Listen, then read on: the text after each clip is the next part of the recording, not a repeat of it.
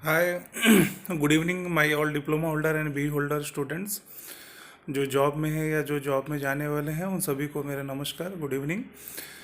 और आज का ये जो एक वीडियो है, मैं बहुत ही दिलचस्प डिस्कशन करने वाला हूँ। और ये है मेरा इंटरव्यू। अभी रिसेंटली मैंने एक इंटरव्यू दिया और ये इंटरव्यू इतना मतलब कॉम्प्लिकेटेड मेरे लिए सिद्ध हो गया कि मुझे बिलीव नहीं था कि इस तरह का इंटरव्यू होगा। मैंने मतलब कभी सोचा भी नहीं था, because I have spend more than 12 years in industries and I have too much vast experience of 12 years in engineering field, health care, FMCG, chemical. तो और हैवी इंजीनियरिंग में भी मैंने काम किया हुआ था। तो उन सारे पोर्टफोलियो के अकॉर्डिंगली जो इंटरव्यू मेरा हुआ, इट वाज मतलब थोड़ा सा मेरे लिए डेंजरस भी लगा कि मुझे कि how it happen with me. Unbelievable, मतलब एक विश्वास भी नहीं हुआ कि ऐसा इंटरव्यू भी हो सकता था मेरे लिए। बिकॉज मैं करेंटली जिस फील्ड से कनेक्टेड हूँ, जो उस वहाँ कर रहा हूँ, उससे रिलेटेड तो जो था वो तो था। बट वो लोग 12 साल पहले जो मैं इंजीनियरिंग किया था वहाँ पे वो लोग घुस गए, सब्जेक्ट्स में घुस गए, और वो मतलब मेरे लिए थोड़ा सा प्रॉब्लमेटिक हुआ। हालांकि मैं जानता था, बट स्टिल रियल उसका प्रैक्टिकल एप्लीकेशन लेकर के जो उन्होंने कोरिलेशन बनाने के लिए बोला, वो मुझे थोड़ा तकलीफ दे गया। तो मैं अभी चलो वो एक्सपीरियंस आपको शेयर कर रहा हूँ कि आखिर प्रॉब्लम हुआ कहाँ पे मुझे और how it shall be overcome for you all students and जो भी इनिशियली जॉब में है। तो फ्यूचर में आगे जा कर के भी ये मत सोचिए कि आप जिस फील्ड में है, जहाँ पर आपने कोई वॉच सर्विस कर ली है, तो फिर आपको उससे रिलेटेड नहीं। कभी कभी कोई ऐसा मोमेंटम भी आता है कि वहाँ पर ऐसे ऐसे लोग बैठ जाते हैं, एक से एक मास्टर लोग बैठ जाते हैं ना, कि वो पूरा हिला ही देते हैं ऊपर से नीचे पूरा हम लोगों को। तो स्टार्ट करता हूँ। तो देखो, स्टार्टिंग में तो क्या हुआ, मेरे रिज्यूम से रिलेटेड, जो मैंने आपको पहले भी कई वीडियो में बताया कि रिज्यूम का डिस्कशन होता ही होता है। तो रिज्यूम में उन्होंने मुझे एनर्जी सेविंग से रिलेटेड पूछा था कि आप क्या क्या एनर्जी सेविंग आपने किया है, कैसे आप ये एनर्जी का यूटिलाइजेशन करते हैं, वन फॉर्म ऑफ एनर्जी दूसरे फॉर्म एनर्जी को आपने कैसे यूटिलाइज किया। और इसी बीच में उन्होंने मुझे third law of the thermodynamics भी पूछ लिया। वो थ्री बॉडी का बोलते हैं ना कि इफ़ टू बॉडी और in hot temperature and third body contact with other two, तो थोड़ी देर के बाद वो इक्विलिब्रियम सेट करके वो तीनों इक्वल टेम्परेचर हो जाते हैं। That was the example. But उन्होंने मुझे कि इसका एक घर के अंदर या कहीं प्रैक्टिकली एक एग्जांपल दो कि ये ऐसा होता है, तो क्या इसका प्रैक्टिकल एग्जांपल है। तो इमिडिएटली क्या है, मैं जॉब से आया था, थका हुआ था। तो थोड़ा मैं एग्जांपल याद नहीं कर पाया, क्योंकि कल रात को कितना 8:30 बजे के अराउंड शायद इंटरव्यू चालू हुआ, 10 बजे तक चला, मतलब 1.5 घंटा इंटरव्यू चला मेरा, और बहुत एकदम अनबिलीवेबल हो गया था। तो तो अब सोचिए, वही तो नहीं हुआ। उसके बाद फिर उन्होंने कुछ जनरल क्वेश्चन के, पाइपिंग का डिज़ाइन वगैरह कैसे करते हैं, होप स्ट्रेस के बारे में पूछा कि होप स्ट्रेस का क्या वैल्यूज़ है। मशीन डिज़ाइन में फिर हो गए तो कोटर ज्वाइंट का पूछा कि कोटर ज्वाइंट क्या होता है, व्हाट इज़ कोटर ज्वाइंट। तो आई हैव एक्सप्लेन कि cotter joint means it is used for to connect the two coaxial shaft, दो को एक्सियल शाफ्ट को जोड़ने के लिए होता है। ठीक है, कोटर ज्वाइंट बताया। बट उन्होंने बताया कि कोटर ज्वाइंट का सबसे वीकेस्ट पोर्शन कौन सा होता है। तो अब उतना मुझे रिमाइंड नहीं हो रहा था। फिर उन्होंने ये भी पूछा कि इसका प्रैक्टिकल एप्लीकेशन आपकी इंडस्ट्री में कहाँ है। अब मेरे इंडस्ट्री में तो मैंने काफ़ी ऐसा वहाँ पे थोड़ा ऐसा ऐसा सोचा, लेकिन आंसर नहीं आया मुझे, कि मुझे नहीं याद आ रहा है। तो बोले कि हेल्थ केयर सेक्टर में किसी इक्विपमेंट में देखा होगा, या केमिकल की किसी सेक्टर में देखा होगा, या जब आप L&T लार्सन एंड टुब्रो में थे तो वहाँ किसी इक्विपमेंट में देखा था क्या। तो अब उतना पुराना मुझे नहीं याद आ रहा था, तो आई वॉज नॉट आंसरेबल। ठीक है। उसके बाद फिर वो लोग मेटालर्जी में घुस गए। अब मेटालर्जी से मेरे सेक्टर का कोई लेना देना नहीं था दूर दूर तक, बट स्टिल दे आस्क्ड कि कल को कुछ नया प्लांट बनाना हुआ या नया स्ट्रक्चर बनाना हुआ, तो उस time you as a engineer you should know. तो मैं बोला हाउ।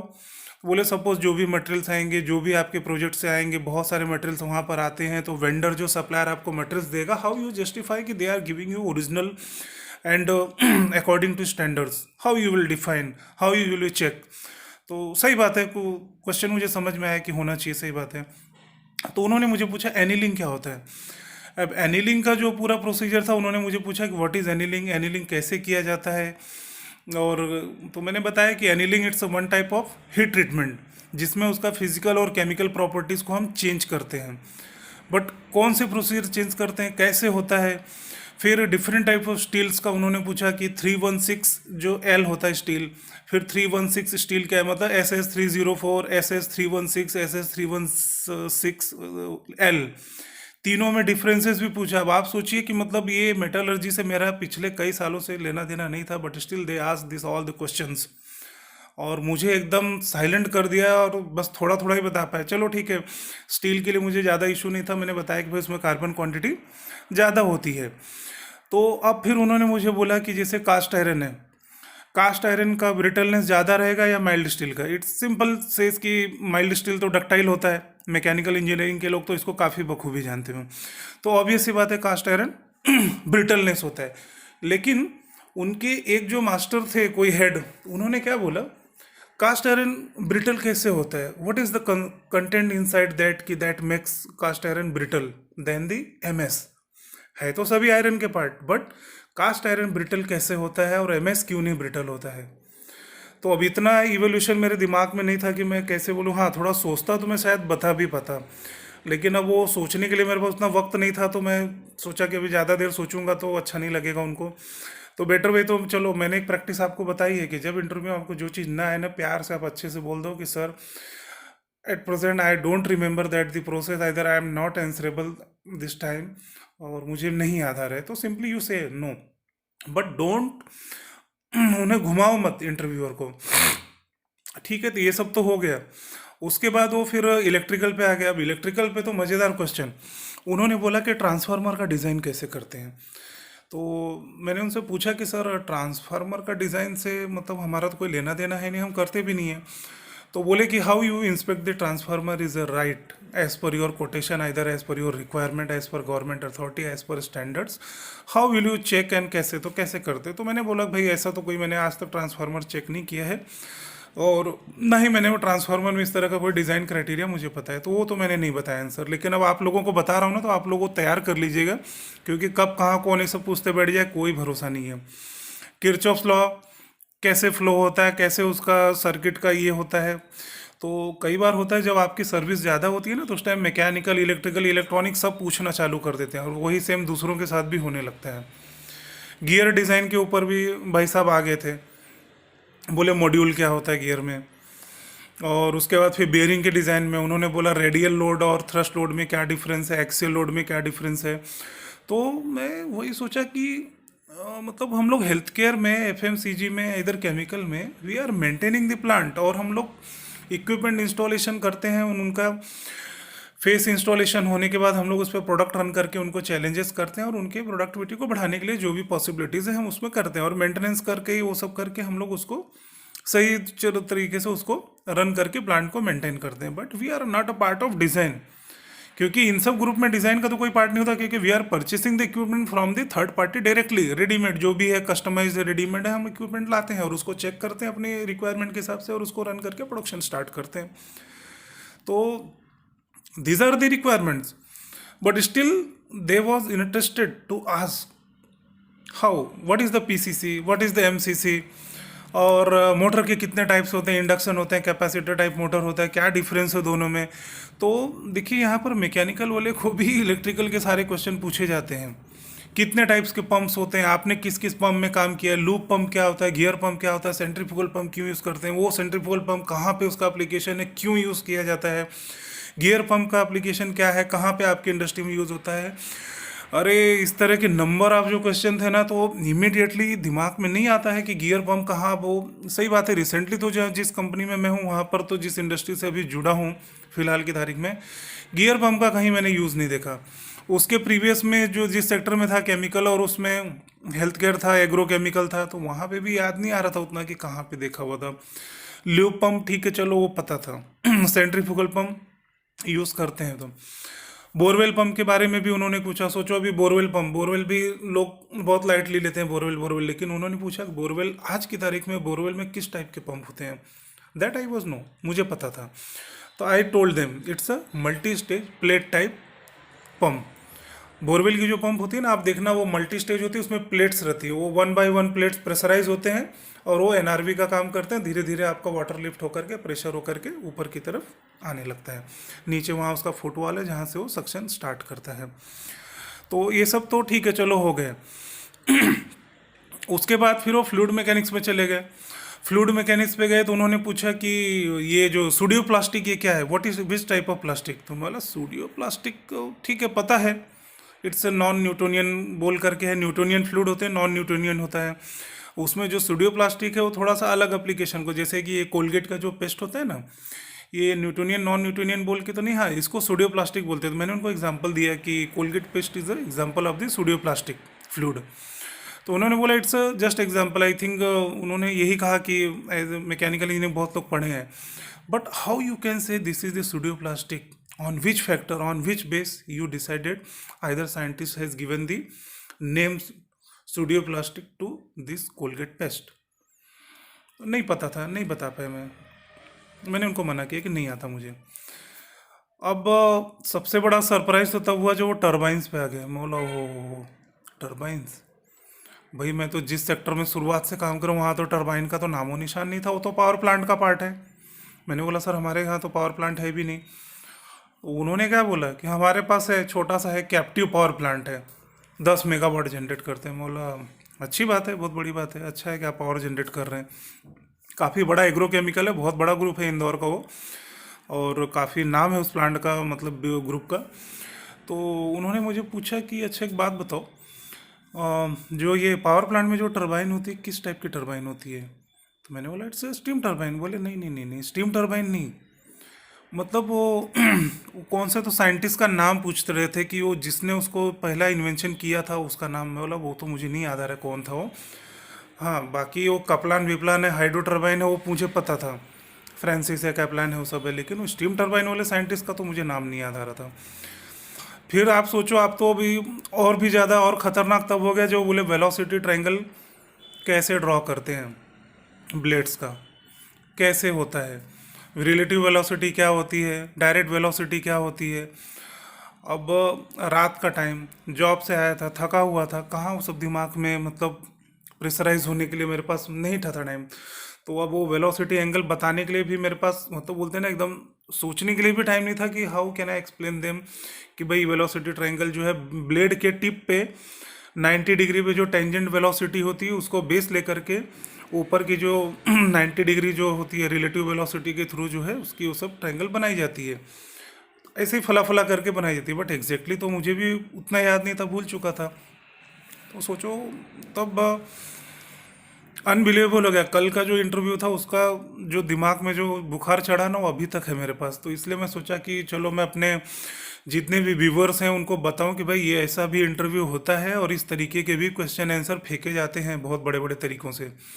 और जिन लोगों ने पूछा ना वो मैनेजिंग डायरेक्टर लेवल के लोग थे, बड़े बड़े प्रेसिडेंट लेवल के, इंजीनियरिंग के बहुत बड़े बड़े धुरंधर लोग ही थे मेरे हिसाब से। तो हालांकि उन्होंने मुझे खुद से एक्सप्लेन नहीं किया, वो जो पूछते थे, बट मैंने उनको नहीं पूछा कि ठीक है भाई मुझे नहीं आ रहा तो आप बता दीजिए। अब ऐसा बोलने जाऊंगा तो नेगेटिव इम्पैक्ट होता है, इसलिए मैंने कुछ बोला नहीं। फिर उन्होंने पूछा कि आपका स्ट्रेंथ क्या है, आपका वीकनेस क्या है, तो बताया थोड़ा बहुत। फिर वो प्लांट के ओरिएंटेशन से पॉजिटिव नेगेटिव पूछा उन्होंने कि प्लांट में आपका पॉजिटिव रोल क्या है, नेगेटिव रोल क्या है। मैं बोला लो ये कौन सी बात हो गई यार कि प्लांट में क्या पॉजिटिव। मैंने बोला प्लांट में पॉजिटिव रोल तो मेरा यही है कि मैं सेल्फ डिसिप्लिन में बिलीव करता हूँ, टाइम से प्लांट आता हूँ, टाइम से चला जाता हूँ, ओवर टाइम करने में मुझे कोई इंटरेस्ट नहीं है। 6 बजे मैं पंच मार के निकल जाता हूँ, बाकी जो शिफ्ट वाले हैं देखेंगे अपना काम। तो बोले नेगेटिव क्या है। मतलब नेगेटिव यही है कि अगर कोई डिसिप्लिन तोड़ेगा तो मुझे पसंद नहीं है, I am getting anger when someone breaking the discipline. तो डिसिप्लिन कोई तोड़ता है तो आई डोंट लाइक। तो बोले नहीं मेंटेनेंस पर्सपेक्टिव पॉजिटिव और आपका नेगेटिव क्या है। बोला मेंटेनेंस पर्पस, मतलब तो उन्होंने बोला कि जैसे कोई मशीन में प्रॉब्लम आई तो उस टाइम पे आपका पॉजिटिव एटीट्यूड कौन सा रहेगा, नेगेटिव एटीट्यूड्स क्या रहेगा। मैं बोला देखो सर उस टाइम जो पॉजिटिव रहेगा तो वो तो बहुत कम रहता है, क्योंकि जब मशीन में कोई प्रॉब्लम आई, प्रोडक्शन आपका रुक गया ना, तो पूरा का पूरा नेगेटिव ही माइंड रहता है। उस टाइम पे पॉजिटिव तो खाली बोलने की बात है, हाँ मैं पॉजिटिव रहता हूँ ये वो नहीं। जो फैक्ट था मैंने वो बताया, उनको मेरा फैक्ट अच्छा लगा। मैं बोला नहीं सर प्रॉब्लम मशीन में आई ना तो पॉजिटिव तो कुछ नहीं रहता, नेगेटिव होता है, चिड़चिड़ापन भी आता है। ये क्या यार अच्छा खासा मशीन चल रहा था, अननेसेसरी ब्रेकडाउन आ गया, ठीक है। तो उस टाइम पे थोड़ा चिड़चिड़ापन होगा, जाएंगे फिर ऑपरेटर को भी थोड़ा डांटते कि क्या यार कैसे तुम लोग मशीन चलाते हो, कैसे क्या करते हो और तोड़ देते हो, ये कर देते हो। थोड़ा बहुत उनको डांटेंगे फटकारेंगे, बाद में मैं मेरी टीम के साथ जाके उसको सॉल्व करता हूँ। सॉल्व होने के बाद जब प्रोडक्शन चालू हो जाता है तब बड़ी खुशी होती है, हाँ चलो प्रॉब्लम सॉल्व हो गई, बड़ी प्रॉब्लम थी बट हो गया। तो नेगेटिव एस्पेक्ट ही है। पॉजिटिव क्या रहेगा? पॉजिटिव आने के बाद होगा कि भाई ठीक है, नेक्स्ट टाइम से ऐसा कोई इश्यूज आना रहे कुछ है तो उसके लिए क्या प्री चेक्स हमको लेना चाहिए अपने प्रिवेंटिव मेंटेनेंस के शेड्यूल में, that is the positive aspect. तो उसको हम सोच के बता सकते थे, बट स्टिल वो सेटिस्फाइड नहीं हुए मेरे सेंसर से। पता नहीं क्यों, उनको और क्या एक्सपेक्टेशन थी। तो ये तो मैं अपना एक्सपीरियंस बता रहा हूँ कि still he was not satisfied with my answer. और इसके बाद फिर उन्होंने पूछा ग्रीन फील्ड क्या होता है, ब्राउन फील्ड क्या होता है। तो ग्रीन फील्ड मतलब वही होता है जो जमीन कभी यूज़ नहीं की हुई है, वैकेंट लैंड, ग्रीनरी जोन की, उस पे अगर कोई प्लांट खड़ा करना है, that is green field project बोला जाता है। और ब्राउन फील्ड वो फील्ड होता है जो ऑलरेडी पहले किसी इंडस्ट्री ने यूज़ की है, वो इंडस्ट्री बंद पड़ गई या वहाँ पे कुछ ज़रूरत से ज़्यादा सॉइल पोल्यूशन हो गया, वो बंद हो गया, तो उस कंपनी ने अपना फैक्ट्री पूरा हटा लिया और दूसरी कोई फैक्ट्री दूसरा कुछ वहाँ बनाने की तैयारी करेगी। तो वो पहले ज़मीन को डिग करेगा, सारा सॉइल पोल्यूटेड जो रहेगा उसको निकालेगा, फिर नए मिट्टी से उसको भरेगा और उसके बाद धीरे धीरे प्लांट खड़ा करता है। That is the brown field project, इसको कहा जाता है। तो आई थिंक 15 मिनट हो गया और यही इंटरव्यू का था पूरा नज़ारा। बहुत ही डेंजरस था मेरे लिए। तो इसलिए मैं आप सभी व्यूवर को रिक्वेस्ट करता हूँ कि इंटरव्यू में आप रिज्यूम तो तैयार करते हो, करो, वो तो प्राइमरी फेज है, वो डिस्कशन होता ही होता है। सेकेंड फेज में आपके ग्रेजुएशन से रिलेटेड चीज़ें पूछी जाएंगी जो आपने पढ़ी है या जो इंडस्ट्री में आपका एक्सपीरियंस है। लेकिन जो थर्ड टप्पे में जब चले जाते हैं ना, तो वहाँ कुछ भी कोई भी नोक झोंक चालू कर देगा, चाहे इलेक्ट्रिकल का चाहे इलेक्ट्रॉनिक का, कुछ भी पूछेंगे। मेरे से भी पूछा था RS-232 केबल क्या होता है, क्यों यूज़ किया जाता है। तो वो चलो मुझे आता है कि it's a one type of communication cable जो कि PLC HMI के रिलेटेड में यूज़ होता है। स्काडा क्या होता है, PLC क्या होती है, HMI क्या होती है, कैसे वो फंक्शन करते हैं, लेडर डायग्राम क्या है, सारा चीज़ पूछ डाला कल। बताया, जितना आता था उतना बताया। लेकिन बाद में जब इंटरव्यू ख़त्म हुआ तो बहुत सोचते बैठा, कम से कम रात को 1 बजे तक मुझे नींद नहीं आई, यही सब सोच के जो जो क्वेश्चन उन्होंने पूछा था। हालांकि उन्होंने मेरा सिलेक्शन तो कर लिया है, क्योंकि मैं एकदम फैक्चुअल बात की, जहाँ मुझे जो चीज़ नहीं पता था मैंने बोल दिया। जहाँ चीज़ मैंने ये भी कहा कि कुछ चीज़ें सर मैंने ग्रेजुएशन में पढ़ी तो है, बट रियलिटी में वो एप्लीकेशन याद नहीं रहते। अब हम जो काम में फील्ड में कर रहे हैं वो सभी याद है, जो कि मैंने आपको पहले ही बता दिया। लेकिन अब ये सब टर्मिनोलॉजी जो आपने पूछी है, ये अभी यूज़ नहीं कर रहे हैं, तो सर उतना रिमेंबर करना इतना आसान नहीं है, टाइम चाहिए। अब आप बड़े बड़े अधिकारी, MD लेवल प्रेसिडेंट है, GM लेवल के लोग बैठे हैं, तो सर तो वहाँ मैं सोचते तो नहीं बैठ सकता ना। I can take a more time to think on that. तो फ्रेंकली उनको सब मैंने बताया है। तो आज मुझे सुबह कॉल आया था, they have selected me for that post, assistant general manager के लिए उन्होंने मुझे वो किया है, but still I am not interested for that job. और मैं जाऊंगा भी नहीं वहाँ पे, क्योंकि जिस तरीके का उनका वो था, फिर जो बातें की, फिर बॉयलर की इफिशियंसी कैसे कैलकुलेट करते हैं, एयर कंप्रेसर की इफिशियंसी आप लोग प्लांट में कैलकुलेट करते हो कि नहीं करते हो, कूलिंग टावर की इफिशियंसी कैसे निकालते हो। तो हर एक इंडस्ट्री ये सब प्रैक्टिस में नहीं इन्वॉल्व रहती, कुछ करते हैं कुछ नहीं करते हैं। मैं जिस ऑर्गेनाइजेशन में वहाँ पे नहीं करते, तो मैंने उनको बताया कि भाई हम नहीं करते, बट ही टोल्ड कि वो करते हैं और उनको चाहिए। तो मैं बोला ठीक है, अगर सिलेक्ट होता हूँ, अगर मैं आऊँगा तो करूँगा। तो मेरे डियर स्टूडेंट, सभी लोग इस तरीके से तैयारी करो, और जो जॉब में है ना वो भी इसी तरह की तैयारी करो। हर चीज़ पे अपना फोकस रखो, जहाँ आप जो काम कर रहे हो सबको नोट्स लिखो, जो चीज़ आप करते हो उसका नोट्स लिखते जाओ। घर में एक डायरी रखो, जो चीज़ पर डे आप काम करते हो, कुछ नया सीखा उसको लिखते जाओ, क्योंकि फ्यूचर में कोई ना कोई आपको ऐसा मिलेगा जो इस तरह का बम्बार्डिंग करेगा ज़रूर। मोर देन 50% चांसेस हैं। तो यही रिक्वेस्ट करूंगा कि इस तरीके से तैयारी करें। जो मेरा ये एक्सपीरियंस मैंने बताया ना, ये बहुत काम में आएंगे आप लोगों को। तो प्लीज़ आप लोग इस वीडियो को पूरा सुने, स्किप तो मत ही करें, क्योंकि बीच बीच में बहुत लोग स्किप करते हैं ना, तो कुछ इंपॉर्टेंट वर्ड छूटे रहते हैं। तो एटलीस्ट इस वीडियो को ना अच्छे से विदाउट स्किप आप लोग देखो, हर एक चीज़ मेरे वर्डों पे जाओ, देखो, फिर समझो कि क्या रियलिटी में क्या होता है। That is the interview. ये मेरा एक प्रैक्टिकल एक्सपीरियंस जो था वो मैं आपको शेयर किया कि क्या मेरे साथ हुआ इंटरव्यू में। ठीक है, तो चलता हूँ मैं। और कोई ऐसा इंटरव्यू रहेगा जहाँ पे कुछ इस तरह का उलझन हुआ रहेगा तो वो भी मैं शेयर करूँगा। ठीक है, तो गुड नाइट मेरे सभी diploma holder, BE holder student. जो जॉब में हैं उनको भी नमस्कार, और जो जॉब में कर रहे हैं उनको भी नमस्कार। तो बने रहिए मेरे साथ, और जो भी न्यू व्यूवर हैं वो सभी मुझे सब्सक्राइब करें और देखें मेरे वीडियोज़ को। और अगर कहीं कुछ क्वेश्चन आंसर है, कुछ पूछना है तो आप पूछ सकते हैं। ठीक है, थैंक यू।